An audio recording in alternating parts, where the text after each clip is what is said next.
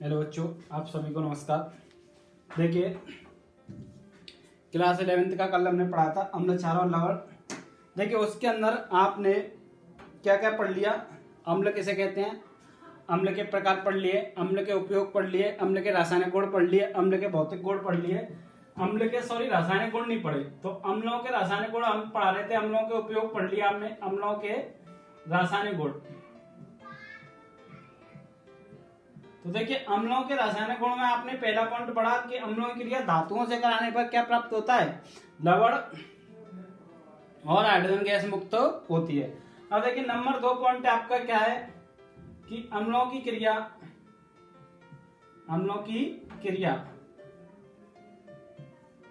किससे, धातु कार्बोनेटों से।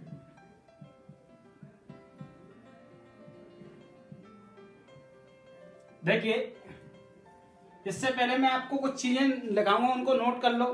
कि सबसे पहले देखिए, जो मूलक होते हैं, मूलकों के नाम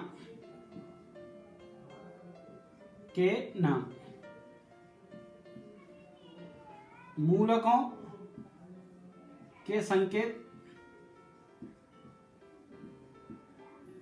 और उन पर चार्ज। तो देखिए, मूलक जैसे आपका सल्फेट है, ये होता है आपका SO4 और इस पर -2 चार्ज होता है। ठीक, सल्फेट, फॉस्फेट। देखिए, आपके लिए जितना यूज होने वाला उतना ही बताऊंगा। क्या होता है PO4, इस पर -3 चार्ज होता है। नाइट्रेट NO3 -1 चार्ज होता है। Carbonate CO3 -1 charge.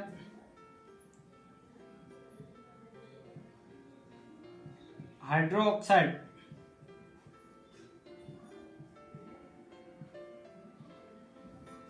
क्या होता है OHN। ठीक, तो आपने यदि इनको भी, क्लोराइड है आपका,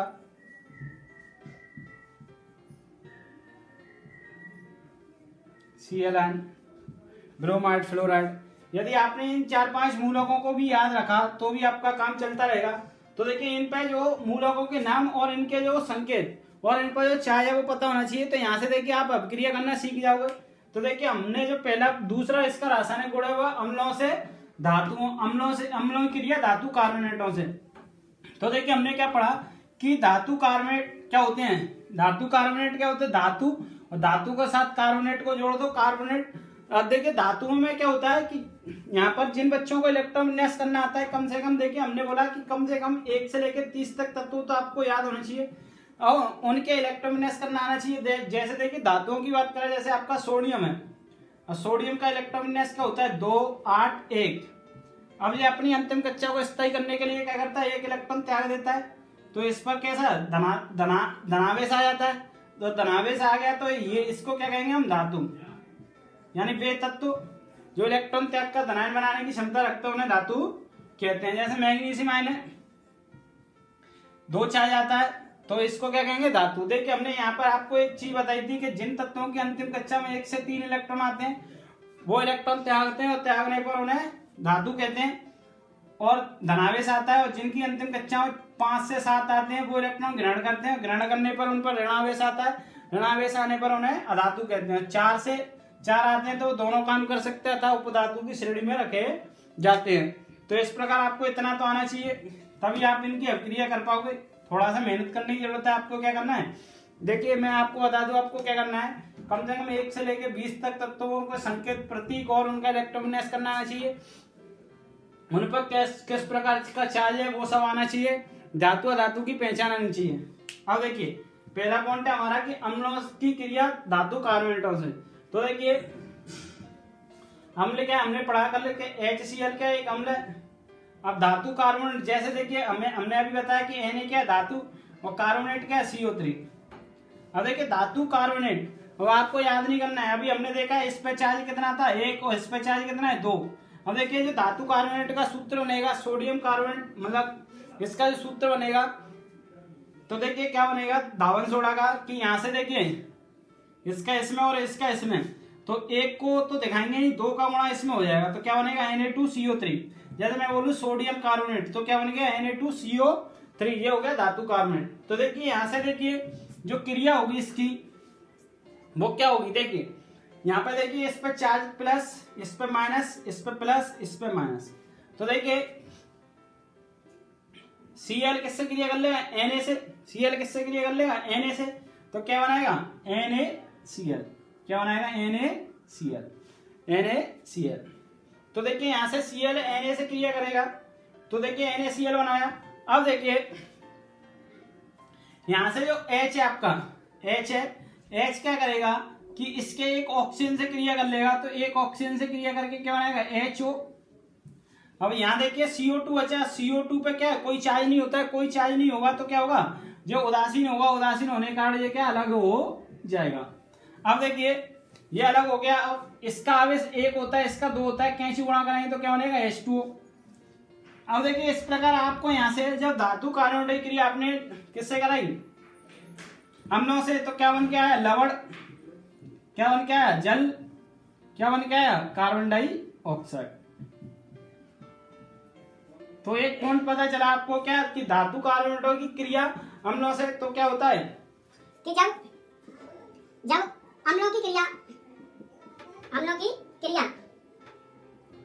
किससे, धातु कार्बोनेटों से, जब अम्लों की क्रिया धातु कार्बोनेटों से क्या की जाती है, कराई जाती है,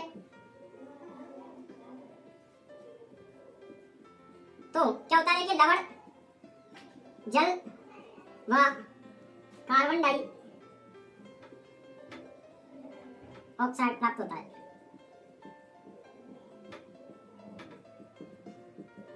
अब देखिए ये तो आपको समीकरण मिला। अब इस समीकरण को देखिए क्या ये समीकरण संतुलित है, तो देखिए यहाँ Na कितने, दो, यहाँ कितने Na, एक, तो देखिए क्या करोगे, इसको बराबर करने के लिए दो Na करने हैं, तो दो Na के लिए यहाँ क्या करोगे, दो का इंटू, तो दो Na हो गए, दो Na हो गए।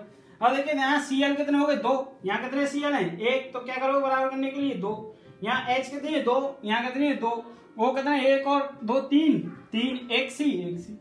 इस प्रकार आप धातु कार्बोनेट की क्रिया कर सकते हो। देखो और देखिए, जैसे हमने H2SO4 क्या है आपके पास, हमने जैसे मैग्नीशियम कार्बोनेट, धातु कार्बोनेट है मैग्नीशियम कार्बोनेट, तो देखिए इसकी क्रिया आप करोगे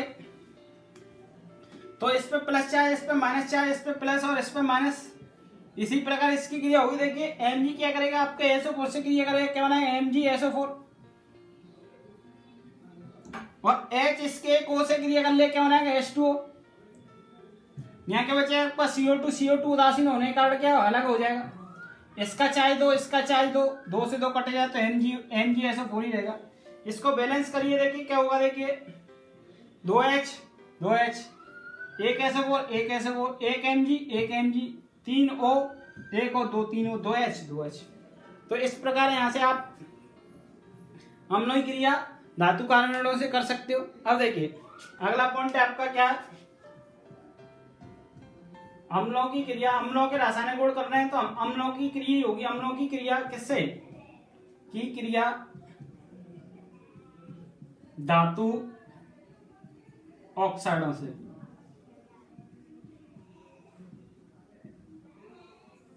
तो कार्बोनेट के साथ धातु को जोड़ा, धातु ऑक्साइड हो गया, और धातु को किसके साथ जोड़ा, कार्बोनेट, तो धातु कार्बोनेट हो गया। और धातुओं किसके साथ क्रिया कराएंगे, ऑक्साइड के, तो धातु ऑक्साइड हो जाएगा। जैसे देखिए आपका HCl अम्ल और Na धातु आपकी ये, और ऑक्साइड O, तो इसका एक चार्ज, इसका दो चार्ज, तो क्या बनेगा Na2O। अगर यदि मैं बात करूं कि Na2O से क्रिया करूं किसकी, धातु ऑक्साइड की, तो क्या बनेगा, देखिए यहां से क्या बनेगा, देखिए HCl की क्रिया करो आप किससे, Na2O से, तो देखिए क्या बनेगा, Na किससे क्रिया करेगा, Cl से, क्या बनाएगा NaCl, और H इससे क्रिया करेगा O से, क्योंकि देखिए इस पे माइनस, इस पे प्लस, प्लस माइनस हमेशा क्रिया प्लस से माइनस की ओर चलेगी, तो HO से क्रिया करेगा, क्या बनाएगा HO, इसका चार्ज दो, तो दो आएगा। अब देखिए इसको बैलेंस कर लो, दो Na आएंगे, दो लगाओ, दो Cl आएंगे, दो लगाओ, दो H, एक हो। तो यहाँ से देखिए आपको क्या पता चला कि ये अम्लों की क्रिया धातु ऑक्साइड से करते हैं तो लवण और जल प्राप्त होता है। तो इसको भी लिख सकते हो कि जब अम्लों की क्रिया धातु ऑक्साइडों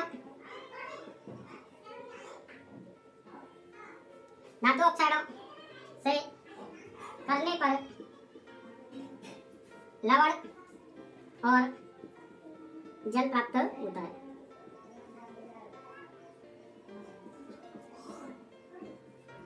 इतनी बात समझ में आई। अब देखिए इसके बाद जैसे देखिए मैंने बोला कि HNO3 क्रिया करो किससे, MgO से। ये भी क्या होगा, धातु ऑक्साइड। इस पर देखिए प्लस चार्ज, इस पर माइनस, अभी हमने लिखा है इस पर प्लस, इस पर माइनस। अब Mg किससे, NO3 से क्रिया करेगा, क्या बनाएगा, MgNO3 से क्रिया करेगा, क्या बनाएगा, MgNO3। HO से क्रिया करेगा, क्या बनाएगा, HO।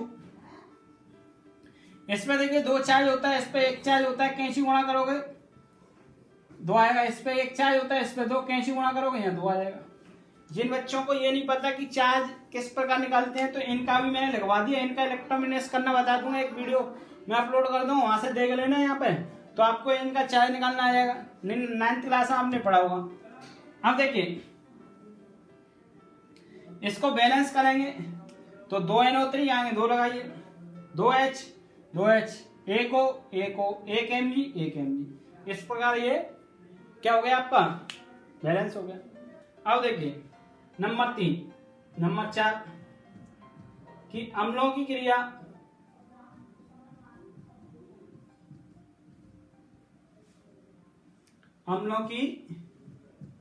क्रिया किससे, क्षारों से,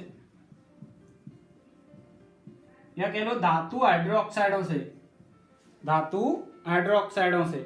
तो देखिए अम्ल क्या है, जैसे HCl है, क्षार क्या होगा, जैसे NaOH। अब देखिए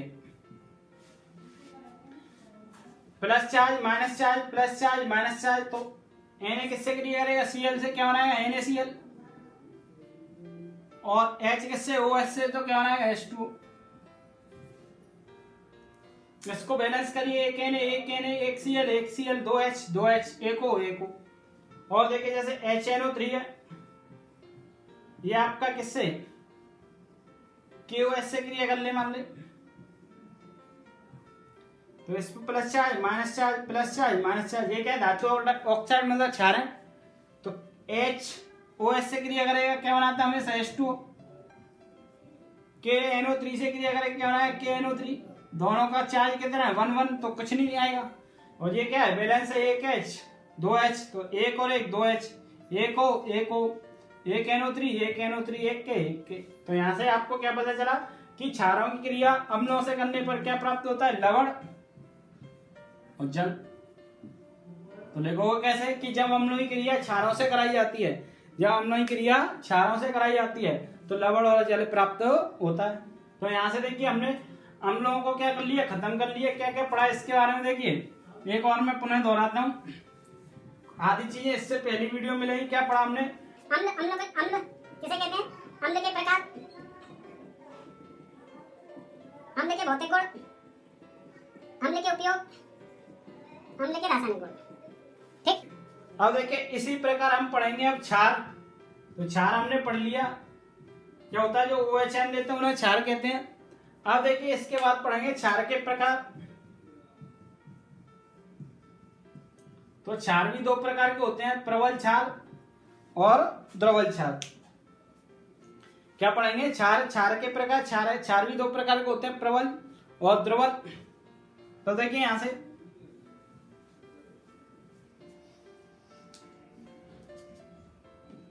देखिए नंबर 1 प्रबल क्षार। पहले क्षारों के प्रकार। तो क्षार दो प्रकार के होते हैं, क्षार दो प्रकार के होते हैं।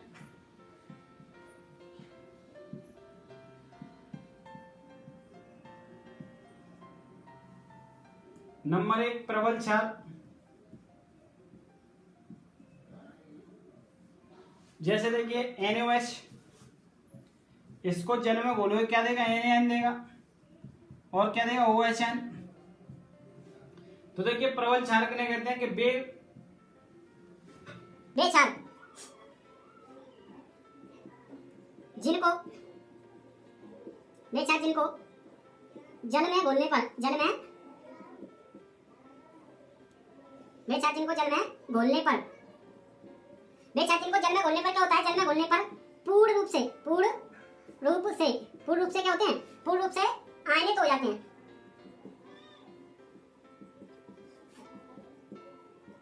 पूर्ण रूप से आयनित हो जाते हैं वह प्रबल क्षार कहलाते हैं।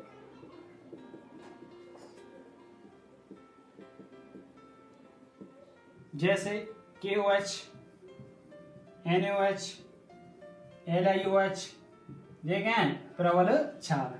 तो यहाँ से भी इस प्रकार की क्वेश्चन आता है कि कहीं दो प्रबल क्षारों के नाम और सूत्र लिखिए, तो पोटेशियम हाइड्रोक्साइड, सोडियम हाइड्रोक्साइड या कास्टिक सोडा, पोटास, ठीक है। तो यहाँ से आप इस प्रकार इसके क्या कर सकते हो, लिख सकते हो, या इसकी परिभाषा वही प्रबल क्षार पढ़ा था। अब द्रवल क्षार, तो द्रवल क्षार में देखिए जैसे NH4OH है तो ये HN देगा, OHN देगा। तो यहाँ से देखिए वे क्षार जिनको जल में घोलने पर पूर्ण रूप से आयनित नहीं होते उन्हें द्रवल क्षार कहते हैं। तो इस प्रकार यहाँ से द्रवल क्षार की परिभाषा ले सकते हो, यानी पूर्ण रूप से जो चीज आयनित हो जाए उसे क्या कहेंगे, प्रबल क्षार, और जो पूर्ण रूप से आयनित नहीं होगी उसे क्या कहेंगे, द्रवल क्षार। जैसे और देखो ALHOH का उल्टाच,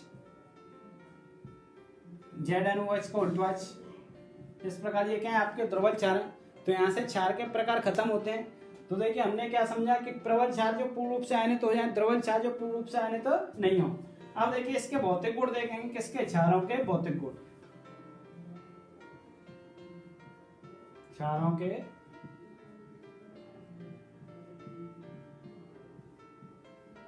भौतिक गुण, देखिए भौतिक गुण, क्षारों के भौतिक गुण। तो देखिए हमने क्या पढ़ा कि अम्लों के भौतिक गुण, अम्ल क्या होते हैं, स्वाद में खट्टे होते हैं। तो यहाँ पर ये जो क्षार होते हैं वो पहला गुण देखिए जल में क्या होते हैं, विलय होते हैं, जल में विलय तथा स्वाद में कड़वे होते हैं। स्वाद में कैसे होते हैं, कड़वे होते हैं, और क्या होते हैं, कह सकते हो तीखे भी होते हैं, तीखे होते हैं। ठीक है। नंबर 1 जल में विलय, कौन, क्षार जल में विलय तथा स्वाद में कड़वे होते हैं, या फिर कड़वे तथा तीखे होते हैं। अब देखिए नंबर 2, देखिए अम्ल क्या, ABR पढ़ा आपने कि अम्ल क्या करते हैं, ब्लू यानी कि नीले लिटमस पेपर को लाल कर देते हैं। तो इसका अपोजिट कर दो कि क्षार जो है रेड लिटमस पेपर को क्या कर देते हैं, लाल को मतलब नीला कर देते हैं। क्षार लाल लिटमस पेपर को, लाल लिटमस पेपर को नीला कर देते हैं। कैसे कर देते हैं, नीला।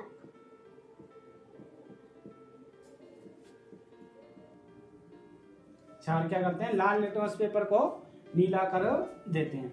अब देखिए जो आपके क्षार होते हैं, क्षार जो क्षारों की प्रकृति होती है वो कैसी होती है, क्षारों की प्रकृति भी कैसी होती है, संचारक होती है। लेकिन जो अम्लों की तुलना में क्या होती है, अम्लों की तुलना में कम होती है, अम्लों की तुलना में क्या होती है, कम होती है।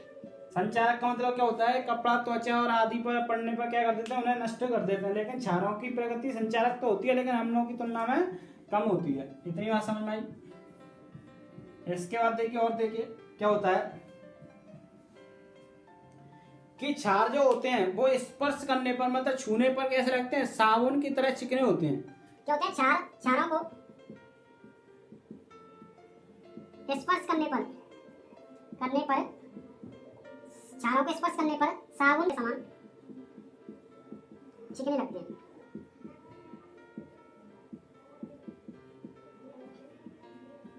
क्षारों को स्पर्श करने पर साबुन के समान चिकने लगते हैं। तो यहाँ से इस प्रकार यहाँ से आप क्षारों के भौतिक गुण देख सकते हो। अब देखिए इसके बाद बात आती है क्षारों के उपयोग की।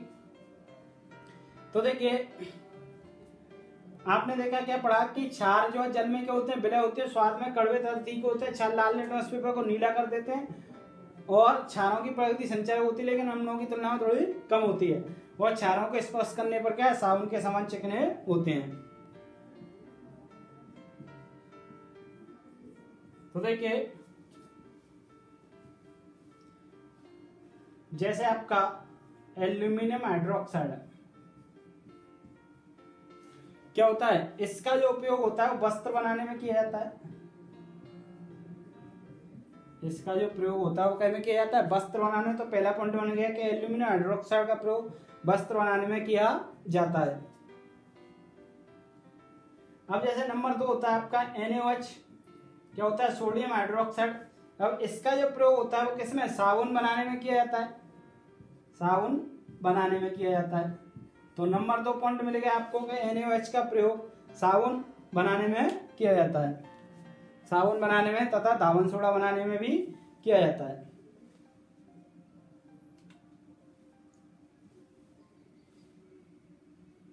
अब देखिए नंबर 3 कैल्शियम हाइड्रोक्साइड।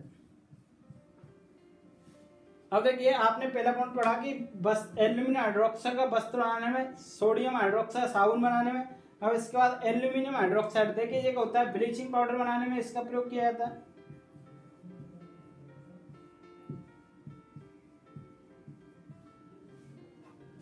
चमड़ा उद्योग में इसका प्रयोग किया जाता है।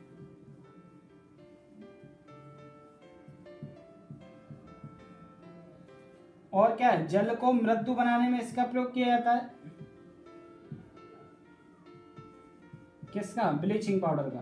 Bleaching powder sorry calcium hydroxide पर ब्लीचिंग पाउडर बनाने में, चमड़ा उद्योग बनाने में, चमड़ा उद्योग में और जल मृदु करने में इसका प्रयोग किया जाता है। यहाँ से देखिए आपने क्या समझा कि एल्यूमिनियम हाइड्रोक्साइड का वस्त्र बनाने में, सोडियम हाइड्रोक्साइड साबुन बनाने में, कैल्शियम हाइड्रोक्साइड का प्रयोग किसमें किया जाता है, ब्लीचिंग पाउडर और आपका जो है चमड़ा उद्योग तथा जल को मृदु करने में किया जाता है। तो यहाँ से इस प्रकार आप क्षारों को और देखिए, जैसे अमोनियम हाइड्रोक्साइड, इसका प्रयोग उर्वरक बनाने में किया जाता है। उर्वरक बनाने में, ठीक है, उर्वरक क्या होते हैं, खाद होते हैं। तो इस प्रकार आप यहाँ से इसके उपयोग पता कर सकते हो।